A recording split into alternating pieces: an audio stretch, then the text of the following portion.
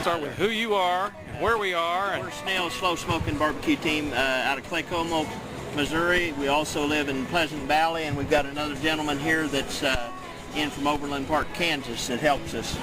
The original barrel costs $1.28. Anybody can build one. This is a very simple firebox.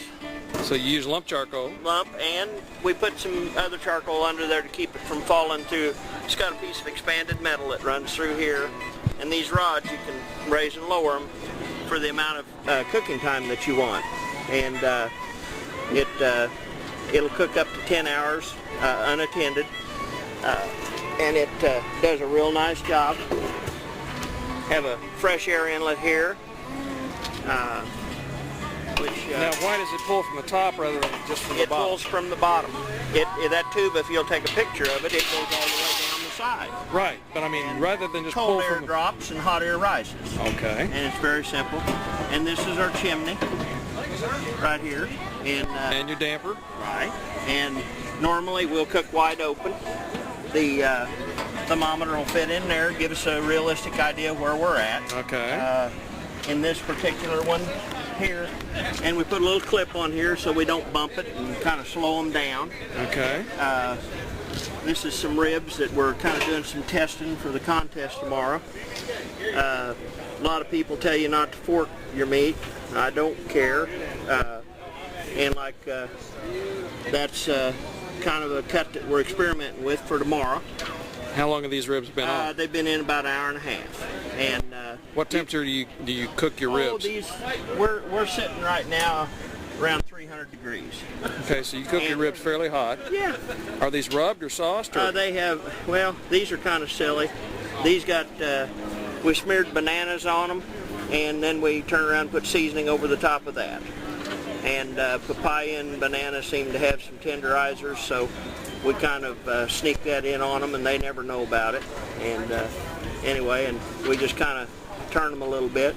The other trick that we do sometimes is we'll take these, and if things are browning too fast, so you can just spin the grate. And it's real fun to drop stuff in the bottom of them, because then you get to go fishing.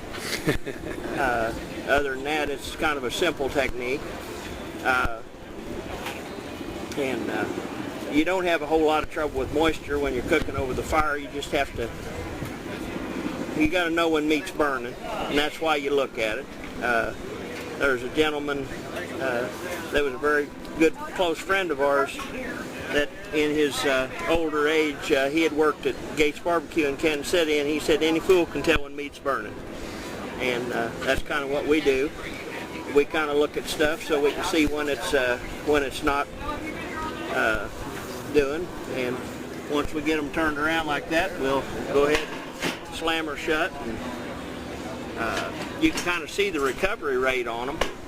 Yeah, it's moving right back up. Well, it'll probably be 250 in less than probably 30 seconds. It absolutely goes fast. We've been working on these. These are our original, had just a board on top with a stick under it. It didn't have a chimney or it didn't have an intake.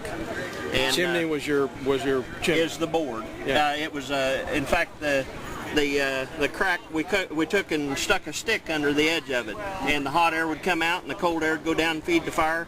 We won 2 state championships with those, and that was Wichita and Emporia there in Kansas 3 years ago. And here's some chicken we got going, and that chicken, you can tell by forking it that it's coming right along, and it can be ate at any time that you want. Will you probe the chicken before you pull it? No, I just look at it. I can tell when it's, and if I'm probing it, the way I probe it's with this fork, and you can tell by sticking in there. It's kind of like sticking a straw in a glass of water. If it's tender, you won't feel it go in. And a lot of people will give you a lot of trouble about that. And see that one there, it's ready to pull off. And the firebox is only in this side over here, so I take stuff off the fire and just kind of let it idle over here. Okay. And we'll, but like here, as you can see, and that's about an hour, hour and a half, and it's for sure. How do you refuel the firebox? Don't need to. It'll cook up to 10 hours. Oh, you just load it up and let it... Just load it up, let it rip. When you're through, you shut the intake, the exhaust, and the charcoal's there for the next day. And you don't waste anything. It's a very frugal system to the point that you're not wasting resources. And the other thing that's kind of nice is the fireboxes in the bottom are spaced up 2 inches. And we can pretty much put them on grass or gravel or things or blacktop and not worry about messing up in the parking lots and things. The other thing we do is a little unique is in the bottom we put kitty litter or floor dry, and to absorb the grease, so that the grease doesn't catch on fire.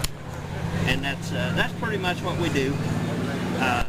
We enjoy doing it. This will be our 3rd contest this year, and we just didn't have a lot of finances to do a lot of cooking this year, so we didn't. But what is the team doing during the week? I'm an artist and a sign painter, and Dale, he does contracting. He has a construction business, and he has been building houses and stuff and doing things of that sort. And so nobody's in the barbecue business? No. We've got a little boy that we compete with that's a cousin down in Kansas. That we started him when he was 15, and the first job he got was in a barbecue restaurant, and he's been there ever since. And he started at 15, and it kind of gives us a little pride there that we kept him off the streets, and that was a good thing. But we enjoy doing what we do. And my name's Brian. I'm with Deaf and Ball Industries. This is our Johnny on the Spot cooker. It was made about 10 years ago, just kind of on a limb. We mainly use it for cooking at the company picnics and company cook-offs at the shop. We do some competition at Shawnee Days and here this year. It does a pretty good job at cooking. It's got 3 individual cookers. We cook, right now I got a butt roast in there, and I got some brats and hamburgers in there.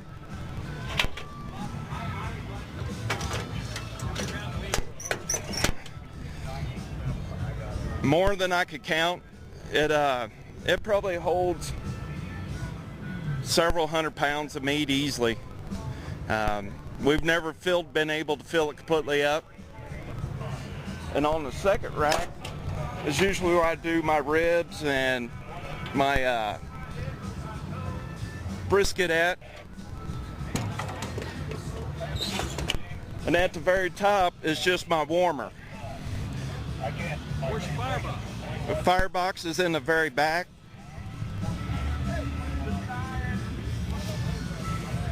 Our firebox is in the back. We have a heat dampener. I could close it off or open it up. And you got your air vents. Right, we got air vent on this side and air vent on the other side. Cool. Who designed it? It was designed, I don't know the guy's name that designed it. He used to do all the cooking for Deaf and Ball at all these competitions. He passed away a couple years ago. So this is a one-off? Yes. This is one of a kind, not another one to be made like it.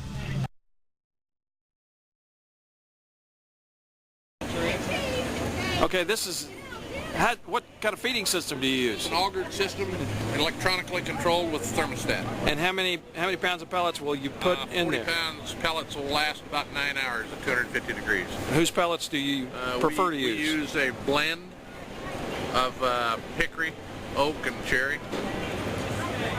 Cool. And use that for all 3 meats, or all 4 meats? Correct. That's correct. Cooker's insulated. That's a huge cooker. How much meat will it hold? About 380 pounds of fill it plumb full. Wow. Here at the back,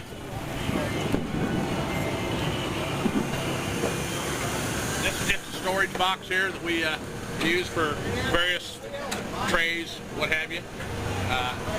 Just go ahead, I'll open the door and show you what we got in it. All right.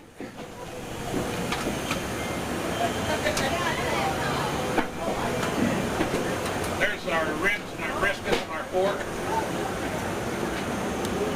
Now, do you have to? Are you in the invitational today? Yes. Oh, We'll be cool. cutting chicken in here in about next 10 minutes. Okay. I assume it's off then and resting. And then it's ribs, pork, and brisket. Now, do you have to balance your shelves? Yes, they are balanced. 380 pounds of meat in there. That's impressive. About 48 pork butts. Yeah. Cool. Okay, you can shut it up now. I don't want you to lose any heat. Now, how did you come on the design of your cooker? Just looking around, thinking, talking to people. So you just kind of cobbled this together from? Coming from together. That's cool. And what do you do during the week? I work for a trailer manufacturer. This is a hobby, if you will. I work for a trailer manufacturer. Well, most barbecue cookers have another job. Yeah. It's a hobby. It's a lot of fun. It's something everybody can do. Family can do it together. Thank you, sir. I appreciate it. Okay. And you are? Mel Holly with Mel's Barbecue, Opedo, Kansas. From Kearney, Missouri, Kansas City area. Been up here about 10 years with my father-in-law. And we'll go do a couple other contests around the local area here. And my father-in-law's uncle made the smoker here a long time ago before I knew him.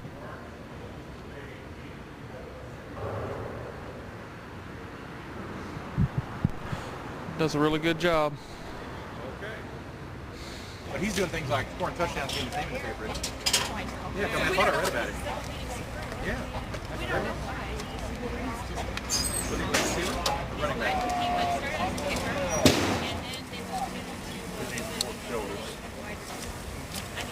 How long those been on, Harley?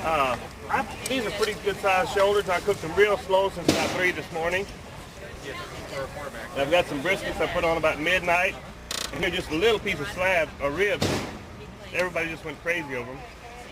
That's all that's left, huh? That's all of the ribs. We just turned them in a few minutes ago. And these chickens, Don't mess with them, they're going to fall apart until you're ready beautiful. to. You know what thing I say. And there's just no barbecue pit. I probably got about $60 in it right now. And here's a solution of onions and lemon and a few spices that I keep them moist with. Seems to work real good because I've done a lot of winning with it. Yeah, I'm fine. What do you put in your sauce? I put onions, some good margarine. I put a tad of lemon. Sometimes I put a little bit of Worcestershire in it. And butter, just a tad of vinegar, just a little bit. And that keeps everything real nice and moist. Good. And Gary Crane, Perkins, Oklahoma. And your team is? Beer Bait Barbecue. Okay. And the thing about our firebox, the thing I like about it is we built a big firebox. We don't have to cut little bitty wood to fuel the thing. We built it big enough so we can throw big pieces in there. We got a lot of theories behind it. We use a lot of primary air that comes in at the bottom to make the wood combust, make it burn. If you look at this pipe sticking through here, we've got a damper air on the outside, and that's where we introduce secondary air before it ever even goes into the cooking chamber there. And the thing about, that's what makes all this barbecue so great, you know. I mean, everybody's got their theories. If you don't have your theories, you just can't cook barbecue. The only kind of wood that we use is Oklahoma native pecan. Comes off Cimarron River bottom. It's the only cooking wood there is as far as we're concerned. But once the heat leaves the firebox, let's say if you open up the smoking chamber. And do you season your wood? Or you use it green? No, we season it. We take pecan, we'll take green pecan. We like to take green pecan, we like to cut it, like to stack it up. And we will not use it until the worms are working in it. And then once the heat comes out into this entire cooking chamber, first we got a hot end, we got a cold end. Your hot end range is about what? Well, the hot end's too damn hot to cook on. Right in here. Right in this area, it's just too hot. But the rest of the smoker you can cook on. But we'll run this smoker around 300 degrees on the upper level. By the time you get down to the lower level, you're looking at about 225, 230 degrees. Slower cooking on the bottom. But we have a real unique system. We've got a water tray. There's a water tray. Your heat comes in right here. Makes this tray real hot. We've got a reservoir over here where we can... It's empty. It's empty. But anyway, we drip water onto that tray to create humidity, steam, cook with our meat.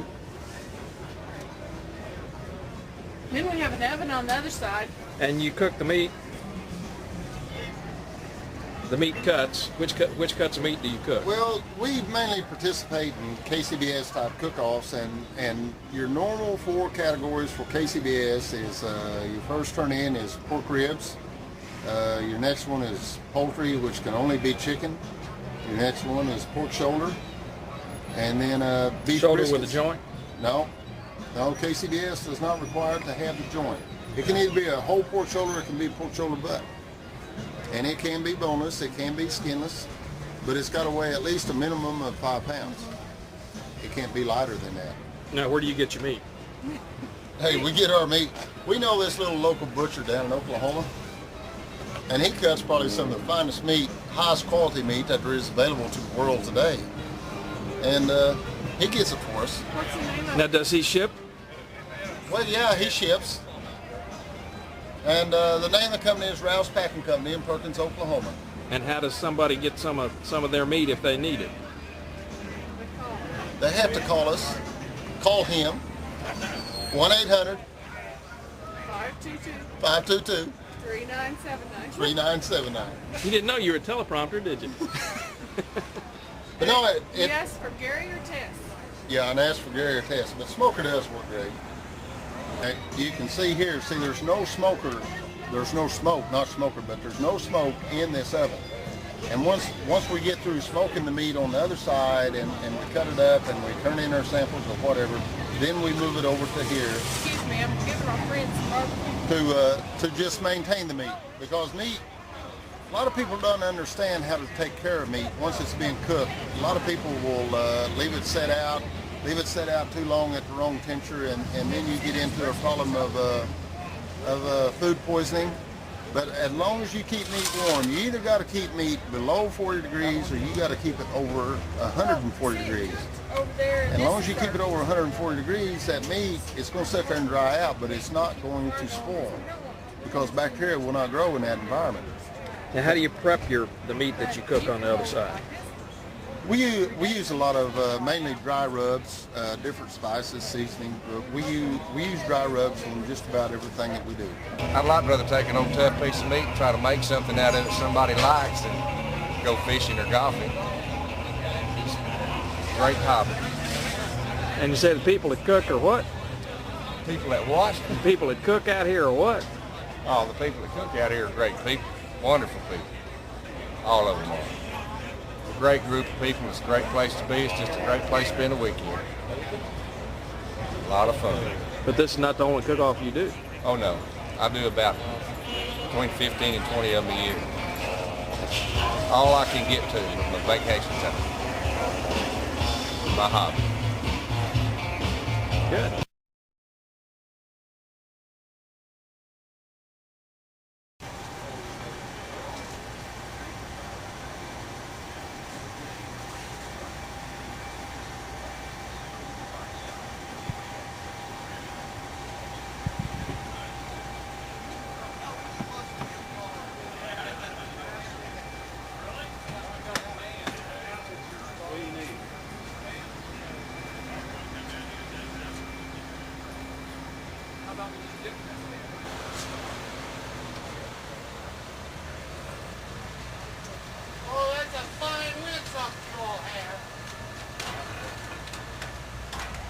y'all to the cook-off here at the American Royal this evening. We're with Bob Lyon and Jim Erickson of Beaver. Speak into your dictaphone. All right, I want to welcome y'all to the cook-off this afternoon. We're with Bob Lyons and Jim Erickson of the Beaver Casters out of Washington State.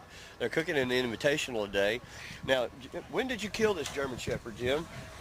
Actually, when David and his girlfriend here invited us to come to the Royal and put that on for him, it was probably about 2 weeks ago.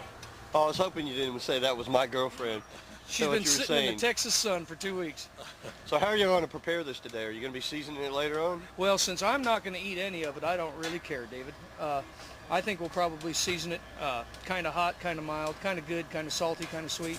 Well, couldn't we chop this up and make poodles and noodles out of it? Well, there is some poodles coming in. We'll have kibbles and bits for evening entertainment. What are y'all cooking today in the entries? We're going to be cooking sausage, and we're going to cook brisket. Then we were thinking about doing some chicken, and maybe in addition to that, we'll do some ribs. Are y'all going to be cooking on some of these close barbecue pits that are over here? We're going to be cooking on several close barbecue pits over here. This is kind of unusual. You got a cup. I believe that this is a 12-foot beer bottle that has a tap out of the nose. And here we go. It's got a keg in the end, and we're cooking barbecue out the back. What could be finer in life? How's that? Oh, little ashes British in there. beer? No, I was hoping that this would be Guinness, but we just had Bud Light in here today. We're going to try and get a sticker for this beer bottle and put up on there so we can advertise for the beer companies. I think the hog that they're roasting is about a 65-pound razorback that we had killed up in the country about 4 days ago. Any idea how many teams are going to be up here this year, Bob? Royal will have over 300 teams in the Open. There are probably about 70 teams here for the Invitational today. And will they have to win a national? You have to win a national or a regional award or having a governor's proclamation. Or you can have over 50 cooks at any cook-off. I think I saw the governor over here last night. Yeah. Well, there are quite a few proclamations. Our own team, we managed to win the Washington State Championship. We called it the Evergreen State Championship. And we were the high point team in the Pacific Northwest last year, so that gave us 2 qualifications for this event. And we're the only team that's been here 11 years in a row.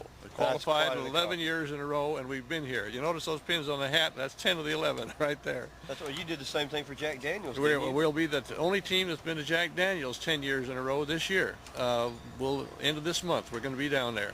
And we do love cooking on David Close pits, and we try to promote them in the Northwest. David, about 5 years ago, he sent me $100 for an ad. I said, David, you're wasting your time. We're never going to sell any pits in the Northwest. We're too far away. I was wrong.